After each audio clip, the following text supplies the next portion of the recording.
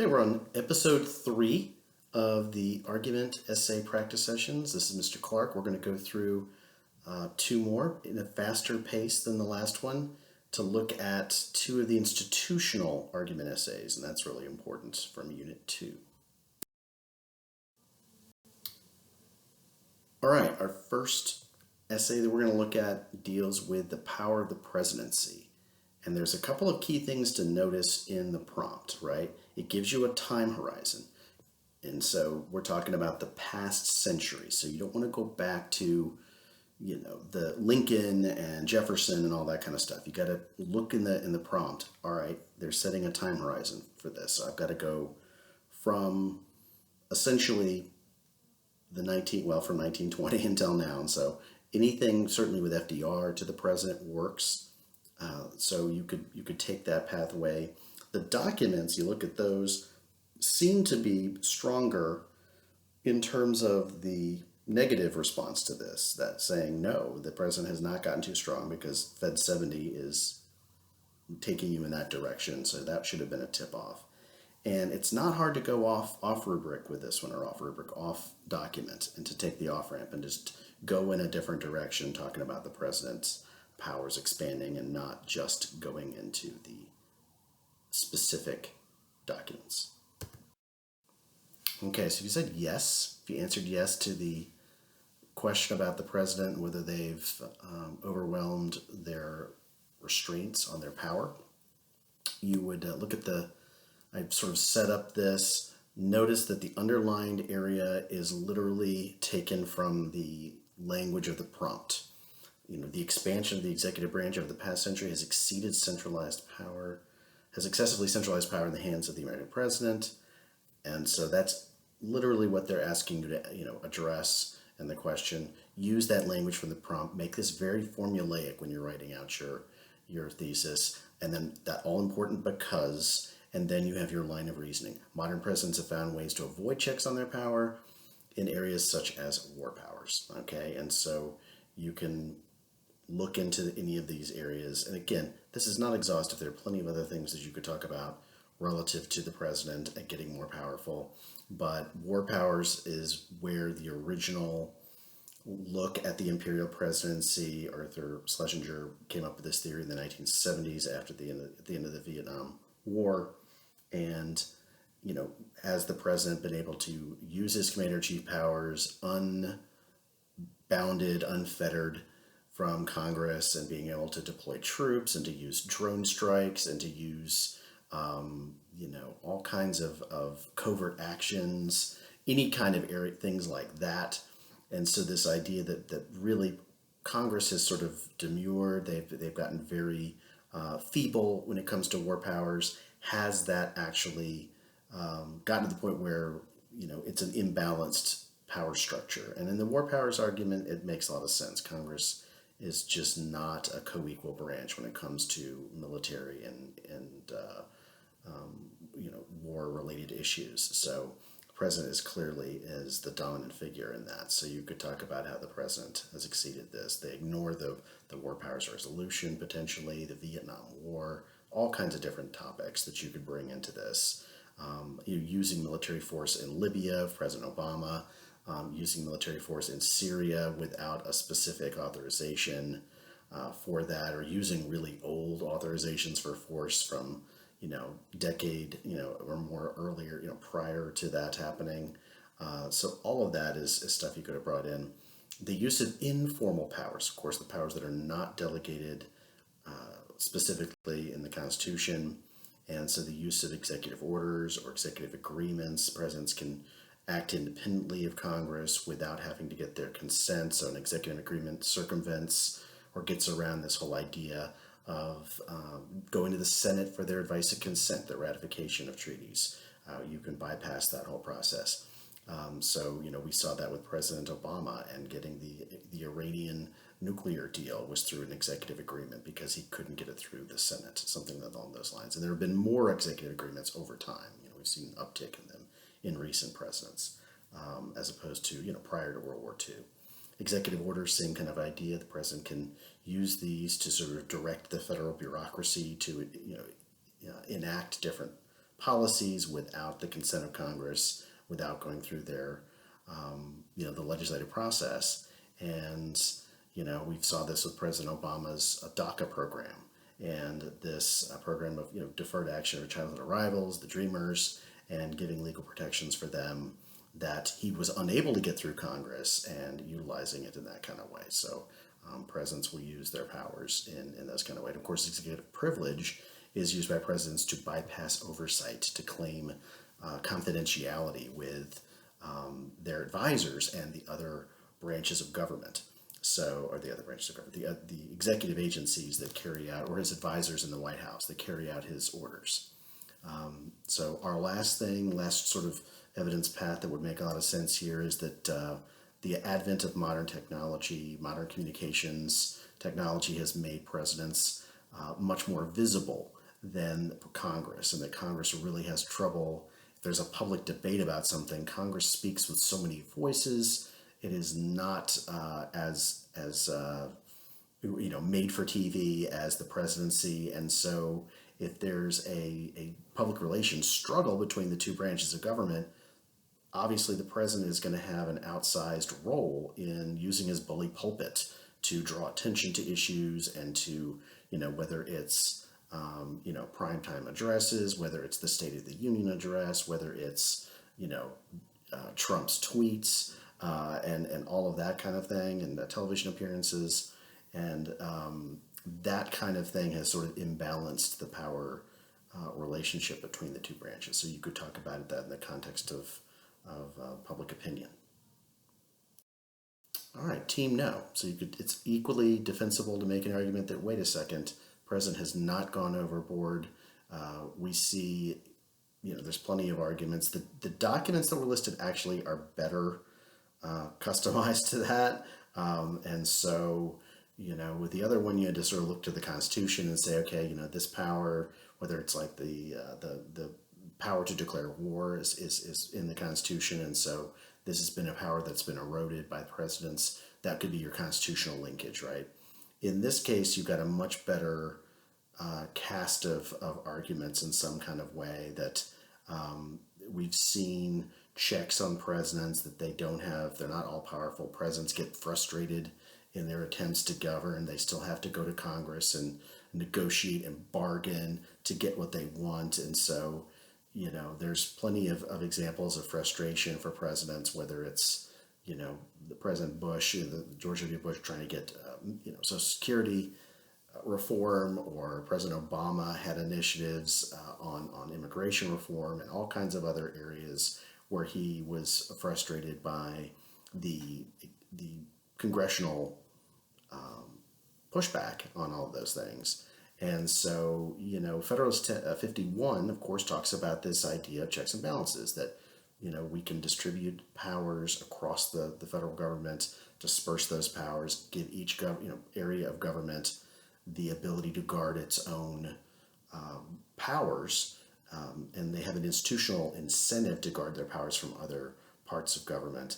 And so, Fed 51, you can link that checks and balances piece with congressional response. And of course, you could talk about, things that have been done to draw back, specific laws would work as well. If you wanted to talk about the Budget and Impoundment Act from 1974, where the Congress tried to rein in the president's budget authority and things like that, so the president can't use impoundment of funds the way that they used to. So there's all kinds of other things that would fit into this.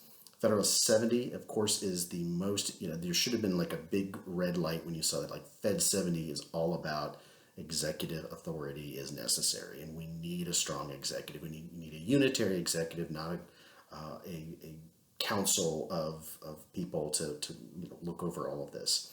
So all of the things where we need to make decisions with decisiveness, with in a timely manner. And so if we have, the nuclear button, we can't just leave Congress. We need to be able to make quick decisions to maintain our deterrence to avoid nuclear war. We need quick decision making in this age of instant technology and instant communication. in the war on terror and things like that. And so waiting around for Congress is not always as useful as possible. So the energy of the executive that Hamilton talks about in Fed 70 could be used as an argument for why this is not imbalanced. It's just customizing to the needs of the nation's needs have changed. Presidents have gotten stronger, yes, but that doesn't mean that it's excessive. It's to meet these threats that we have to our national security and other kinds of problems. So that's definitely an argument that's to be made. And then you could pull in specific Supreme Court cases. So you could do this in your sort of Fed 51, the courts as a check and balance on the president.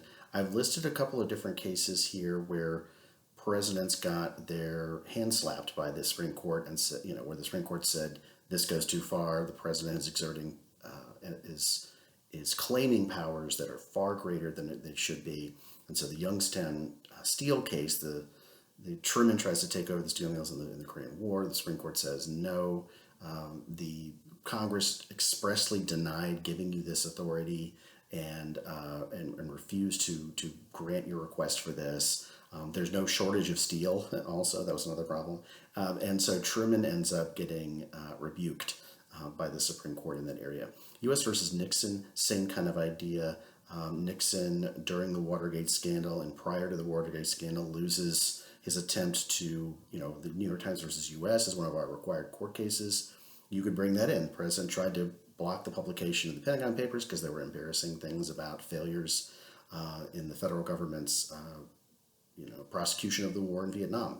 And of course, the president loses. And, the same kind of thing happens with the Watergate tapes. In 1974, the court requires that the tapes be turned over, and Nixon resigns 2 weeks later. So U.S. versus Nixon, New York Times versus U.S., really good examples where the president exerted and claimed authorities that ultimately, were slapped down by the courts. And the last one about Bush, the war on terror, some of the extra legal actions that were taken in terms of extraordinary rendition or the claim about enemy combatants shields the government from fighting any kind of due process. The court had a series of different rulings over the years that set limitations on those claims of absolute authority by presidents to deal with detainees and to strip them of any kind of Geneva Convention rights. The Supreme Court said no, that is not in accordance with our legal system and our traditions. And so Bush, also got stepped back. Okay, so much for being faster on this one. We did not do a good job here. Legislators in black robes. The next one involves judicial activism and judicial restraint, and the idea that, and again, we have the Federalist 78. So we had Federalist 70 last time, Fed 78. Where could you go with this sort of activism versus restraint? So many things could be brought into play. If you were going to make an argument for judicial activism, you have plenty of different things to talk about with that. The Constitution, there are elements of the Constitution like the 14th Amendment that have broadened the powers of the court to protect rights and to preserve equality under the Constitution. And so we've seen through the 14th Amendment the court exercise selective incorporation to apply the Bill of Rights to the states and to expand First Amendment rights and the rights of the accused in so many different areas where the national courts, the federal courts have had to supervise and step in to limit states, and that kind of activism is good. It promoted the rights of citizens, civil rights rulings like Brown versus Board, among many other cases. The court ends up reining in the states, protecting rights, protecting equality as a principle of American democracy. So that would be a super pathway to make the defense of activism. The elasticity of language is listed there as well. A lot of different, very vague phrases in the Constitution. It's hard to just say, oh, we're going to be an umpire that calls balls and strikes. That the courts have to stay on the sidelines. There's lots of arguments that work that, what is an unreasonable search? What is necessary and proper? So many different, directions that those can go in. So that's part of the idea behind this as well. Fed 78, really good argument that we need an active judiciary. And so if, and again, in Fed 78, they don't use the term judicial review, but basically if the courts cannot declare acts against the Constitution null and void, our rights will amount to nothing, is essentially what Hamilton says. And so, that's part of the gist of this. And so, we don't need to fear the court getting out of control because, it doesn't have the power of the purse or the power of the sword. And so other branches will be able to sort of rein in the court if it goes too far. So that's another argument that activism is not a big deal. The off-ramp, I think the greatest case here is Baker versus Carr, where, the main argument against against the courts intervening, you have the situation where Tennessee has failed to redraw districts, state legislative districts, for 50 years. And, that's a completely unfair situation. The court basically decided not to stay out of this, even though the political question doctrine had sort of driven them in that direction to say, let the Tennessee elected branches handle this. They intervened and they set up this one person, one rule, one person, one vote rule, and that was a big turning point in the oversight of elections by the courts. So that would be an example that works for that. Judicial restraint. These arguments are also pretty strong. Brutus would be your guy if you were going to go, we need a limited court system, and the idea that, hey, courts are not, they're not elected by the people. They're not accountable to the public, and therefore, if we let these judges who are not elected and are not accountable make these massive rulings about a whole host of political issues, we are really moving power away from state governments. We're moving power away from the public and their influence over what the government does, and the court is counter-majoritarian in this case. So that goes along with Brutus's argument against the national government and also national courts. He feared that the national courts would be able to override states, which of course happened. Constitution, the judicial review is not an express power. Judges lacking expertise, and therefore, why should we, give them so much power to make this? So that would be an off-ramp argument there. Probably one of the better arguments is this idea that the respect that people have for the courts would take a hit as a result of this. That we need the court to follow stare decisis, precedent, because otherwise people are just going to see the justices in a political partisan light and not as this sort of being above politics, and sort of diminish the legitimacy of the court. That's a pretty strong argument. Again, that's not on the Constitution, but just on a public opinion level. So if you went off-ramp on that, that would probably be the best argument that you could take in that direction. Okay, sorry this one ran over a little bit, but hopefully it helps in preparation for Monday.